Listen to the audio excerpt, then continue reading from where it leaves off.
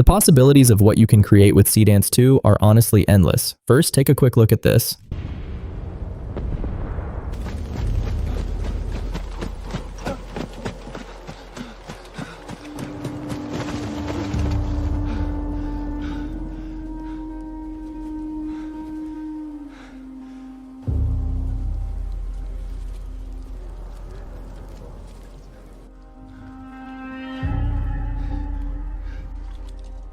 Hold! What was that noise? I think it came from the back. Okay, let's go check that out.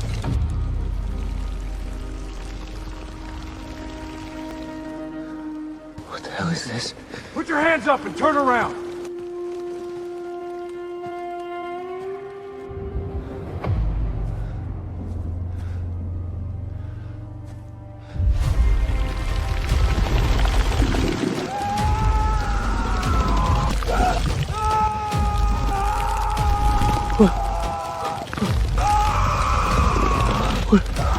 What are you doing? You need to stop it right now.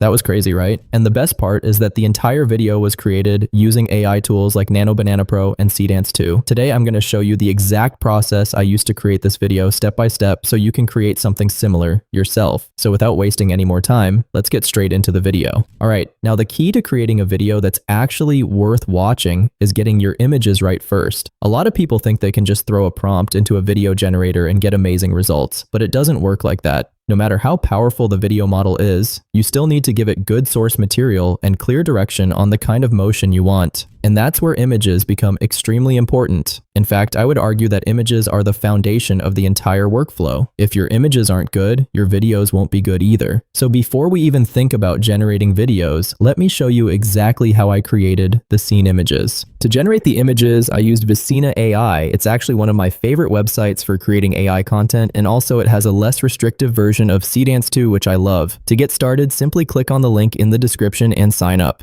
Okay, now from here, click on Open Studio and then go to the Director's Cut tab. Next, choose your image model. I went with Gemini, then select Sequence and choose your grid size. For the first scene, I use this prompt. As you can see, it simply describes the shots I want. If you'd like the full prompt document, let me know in the comments and I'll share it. Then hit Generate. And this is the initial grid it created. As you can see, it looks great.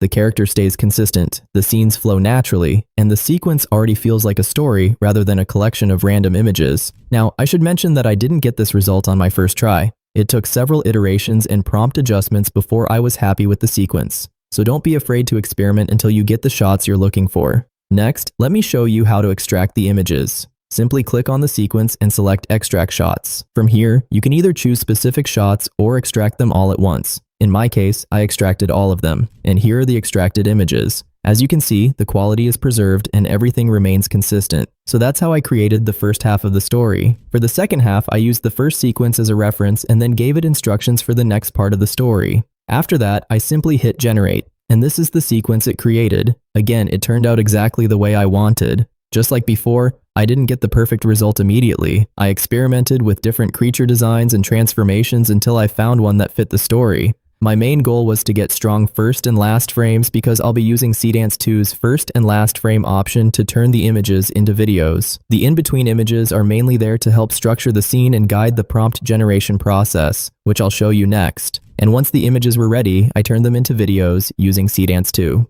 So let's switch to the Videos tab and make sure Seedance 2 and Frames to Video are selected. For the first sequence, I uploaded the first and last frame images and then used a detailed prompt. Now to create these prompts, I use PromptLab, and honestly, it's one of my favorite features. Let me show you how it works. Go to PromptLab and upload your reference images. In this case, I use the same first and last frame images. Then select Detailed, choose your video duration. Mine was 12 seconds, and set the number of cuts you want. I went with 6. Next, simply describe the scene in plain language. As you can see, my description is very basic. I just explained what I wanted to happen, then hit Generate. PromptLab will analyze your images and instructions and create a detailed prompt for you. This saves a lot of time and helps avoid unnecessary regenerations. Once the prompt is ready, copy it, go back to Videos, paste it, choose your settings, and hit Generate. I used fast mode, 480p, and a duration of 12 seconds, and this is the result.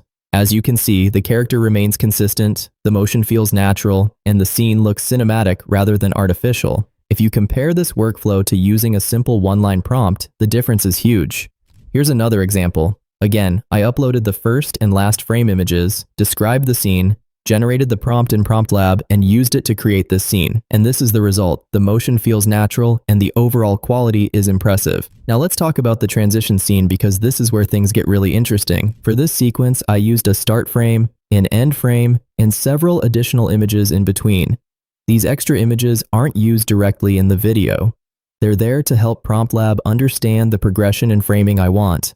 After uploading everything, I selected the duration, described the scene, generated the prompt, then copied the prompt, went back to videos, added my prompt and images, and then created the video.